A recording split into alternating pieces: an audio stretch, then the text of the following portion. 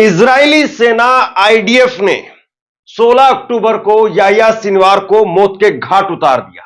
लेकिन इस वक्त में बहुत बड़ी खबर निकल करके सामने आ रही है और इजराइल के लिए कपा देने वाली खबर निकल करके सामने आई है।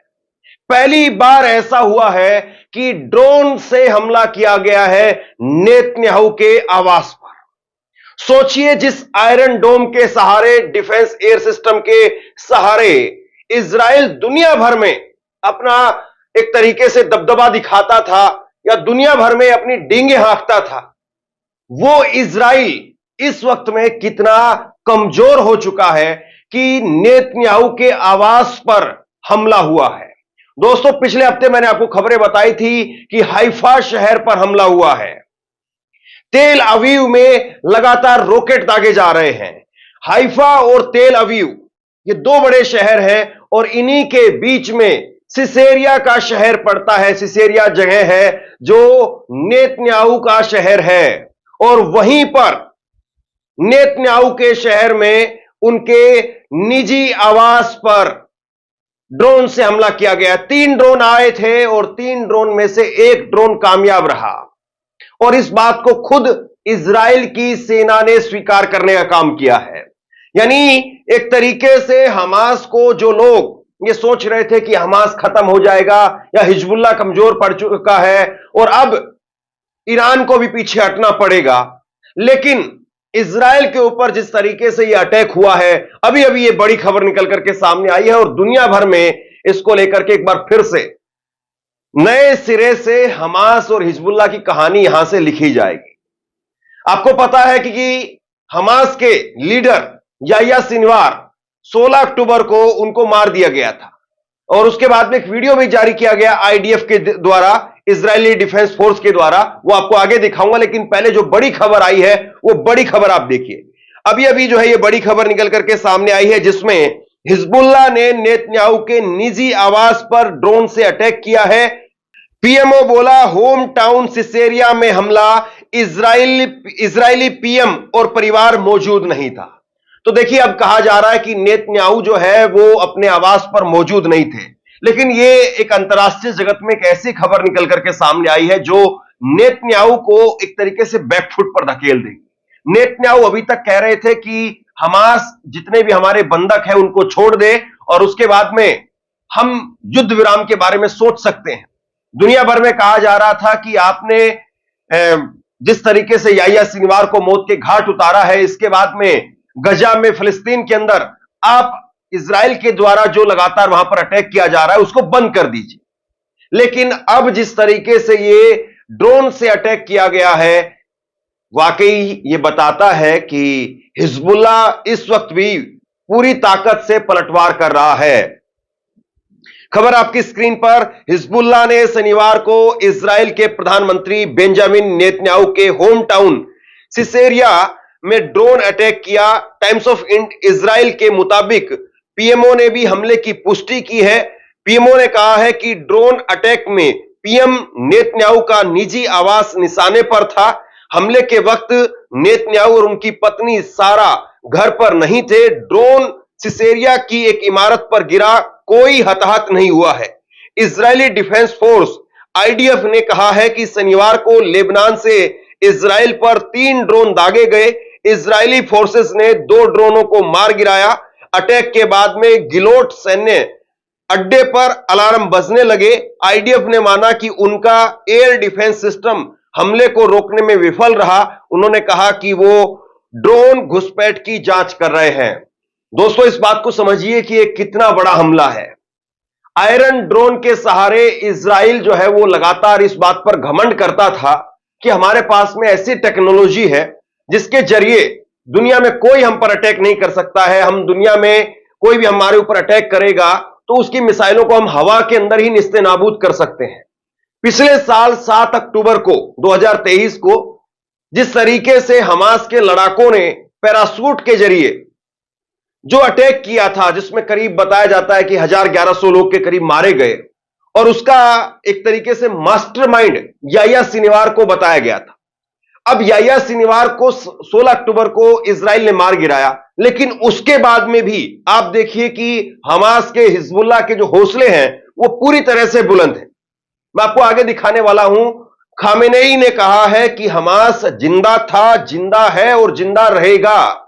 यानी किसी भी प्रकार से हमास जो है वो अभी भी सरेंडर करने के मूड में नहीं है। और आज जो ये हमला हुआ है, इस हमले ने पूरी तरीके से, जो लोग ये सोच रहे थे कि अब हिजबुल्लाह या ईरान के जितने भी लीडर हैं वो सब बैकफुट पर आ जाएंगे, वो बैकफुट पर नहीं है बल्कि फ्रंट फुट पर इसके बाद में आ गए हैं। वीडियो आप देखिए, आपकी स्क्रीन पर की वीडियो है। ये वीडियो जारी किया है आईडीएफ ने।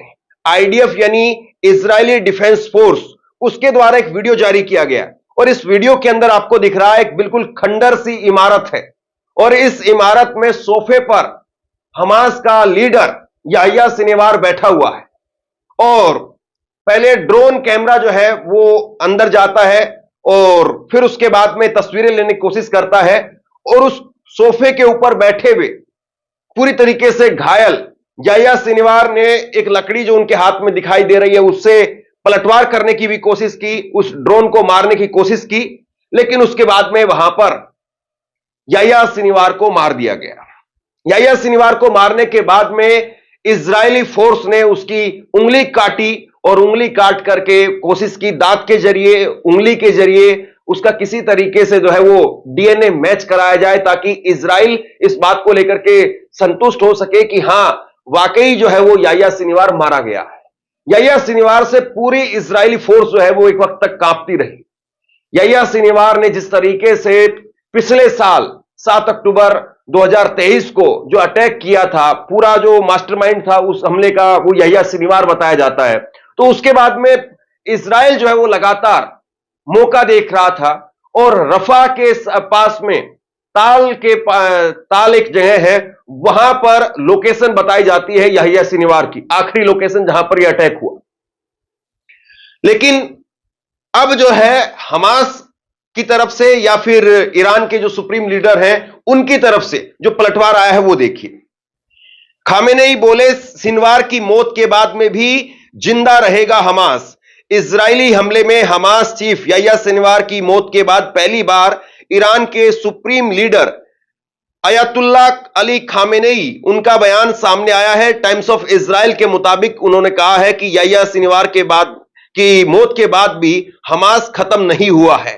और यह तस्वीर आप देख रहे हैं, यह तस्वीर है 4 अक्टूबर की, जब अली खामेनेई उन्होंने नमाज पढ़ने का काम किया था और एक लंबे अरसे के बाद में वो पब्लिक के बीच में नजर आए थे। हमास चीफ याह्या सिनवार की मौत के बाद में अमेरिकी राष्ट्रपति जो बाइडेन और इजराइल के प्रधानमंत्री बेंजामिन नेतन्याहू उनके बीच में बातचीत हुई है और व्हाइट हाउस ने बताया है कि बाइडेन ने सिनवार को खत्म करने पर नेतन्याहू को बधाई दी है। तो अमेरिका देखिए एक तरफ शांति की बात करता है, दूसरी तरफ जो है वो हथियार पहुंचाने का काम करता है और तीसरी तरफ आप देखिए कि हमास का जब लीडर मारा गया है तो उसके बाद में नेतन्याहू को बधाई दी जा रही है। और अभी थोड़ी देर में बयान आता ही होगा, आप लोग इंतजार कीजिए, वो बयान आएगा तो वो भी मैं आपको बताऊंगा। अमेरिका जिस तरीके से नेतन्याहू के आवास पर ड्रोन से हमला किया गया है उसको लेकर के निंदा भी भेज देगा। तो ये अमेरिका का जो चक्र है वो आप समझ सकते हैं। हमास नेता याह्या सिनवार की मौत के बाद में ईरान की तरफ से भी प्रतिक्रिया सामने आई है और ईरान के विदेश मंत्री अब्बास अराक्ची ने कहा है कि याह्या सिनवार को मौत का डर नहीं था, गजा में उनकी शहादत हुई है। उन्होंने बहादुरी से अंत तक जंग के मैदान में लड़ाई लड़ी है। तो ईरान जो पूरी तरह से इस पे साथ है और एक पुराना बयान जो है वो भी खूब वायरल हो रहा है। याह्या सिनवार का एक पुराना बयान है, वो मैं आपको दिखा देता हूं जो इस वक्त में वायरल हो रहा है। उन्होंने कहा था, मेरा दुश्मन अगर मुझे कोई तोहफा देना चाहता हो तो मुझे मार दे और मैं शहीद हो जाऊं, मिसाइल या F-16 से मारे, मैं कोविड से, कोरोना या हार्ट अटैक से या कार एक्सीडेंट में नहीं मरना चाहता हूं। देखिए याह्या सिनवार को फलस्तीन में, गजा में एक शहीद के तौर पर देखा जा रहा है और याह्या सिनवार जो है वो कहते थे कि या तो मैं जो है वो F-16 बंदूक जो है उससे मुझे मारे या ड्रोन अटैक से मुझे मारे, मैं कोरोना से नहीं मरना चाहता हूं, मैं हार्ट अटैक से नहीं मरना चाहता हूं, मैं कार एक्सीडेंट में नहीं मरना चाहता हूं, मैं एक शहीद की मौत चाहता हूं। तो एक यानी पूरी तरीके से एक सिपाही की जिंदगी उन्होंने जी और उसके बाद में जो कुछ है वो हमारे सामने है। इजरायली सेना द्वारा हमास के नेता याह्या सिनवार को मारे जाने के बाद में प्रधानमंत्री बेंजामिन नेतन्याहू ने बड़ा ऐलान किया। उन्होंने अपने संबोधन में कहा कि वो हमास के साथ में जारी युद्ध को खत्म कर देंगे, लेकिन इसके लिए हमास को उन बंधकों को रिहा करना होगा जो उनकी कैद में है। जानकारी के अनुसार हमास के कब्जे में अभी भी कम से कम 102 लोग हैं, जिनको छुड़ाने के लिए इजराइल हर तरह से कोशिशें कर रहा है। तो पिछले साल 7 अक्टूबर 2023 को जो हमला हुआ था, और वो हमला भी अपने आप में बड़ा अचूक था। पहली बार दुनिया में ऐसा हुआ था कि कहीं पर हमला करने के लिए पैरासूट ग्लाइडर का इस्तेमाल किया गया था। पैरासूट ग्लाइडर के जरिए जो है वो लोग पहुंचे थे, क्योंकि ईरान का उस वक्त में तो तूती बोलती थी। माफ कीजिए, इजराइल का जो एयर डिफेंस सिस्टम है वो इतना मजबूत था कि आप मोबाइल लेकर के जाएंगे तो आपका लोकेशन ट्रेस कर लेंगे, कौन आ रहा है, कितनी बड़ी संख्या में मोबाइल आ रहे हैं, कहां से चले थे, ये सब कुछ वो ट्रैक कर लेते थे।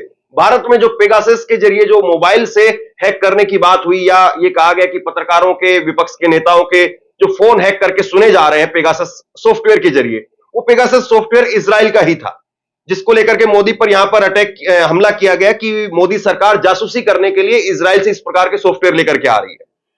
तो पहली बार पिछले साल जो है वो इस तरह का अटैक हुआ था, और उसके बाद से इजराइल लगातार जो है वो ये देख रहा था कि हम मौका ले, हम जो है वो मौका देखें, और मौका देख करके फिर उसके बाद में अपने लोगों के अंदर एक उत्साह भरने के लिए, क्योंकि इजराइल में उनके खुद के लोग वो पीछे हटने लग गए थे।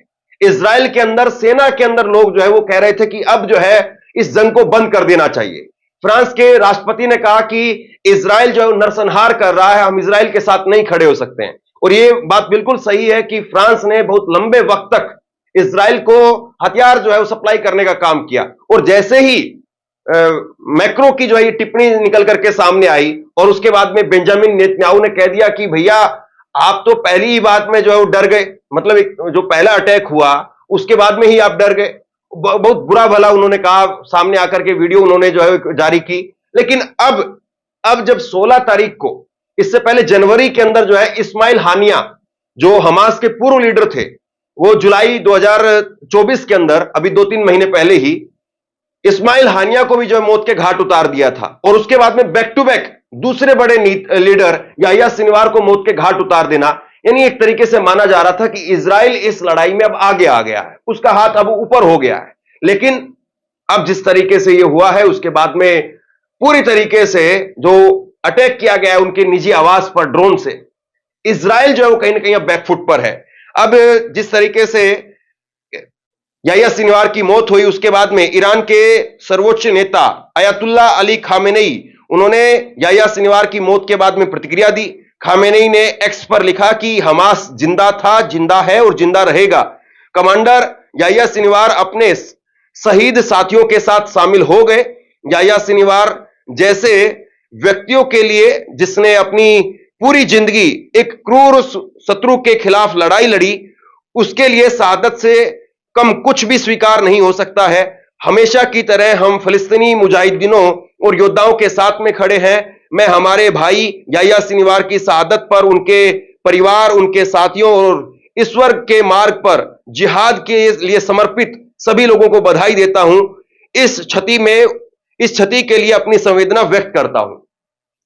तो अब जिस तरीके से पिछले 2-3 दिनों से पूरा जो माहौल था वो हमास का, हिजबुल्लाह का ईरान के अंदर, वो थोड़ा गमगीन नजर आ रहा था। लेकिन अब जो ये अटैक हुआ है, और मुझे लगता है कि अब इसके बाद में ताबड़तोड़ तरीके से हो सकता है कि पलटवार भी इजराइल करने की कोशिश करे, क्योंकि प्रधानमंत्री के आवास पर हमला होना बहुत बड़ी बात है। बहरहाल जैसे ही वहां से कोई मिडिल ईस्ट से नई अपडेट निकल करके सामने आएगी, आप तक लेकर के आऊंगा। इस खबर को शेयर कीजिए और इसी तरह की तमाम खबरों के लिए ऑनलाइन न्यूज इंडिया को सब्सक्राइब कीजिए। आपका बहुत बहुत धन्यवाद।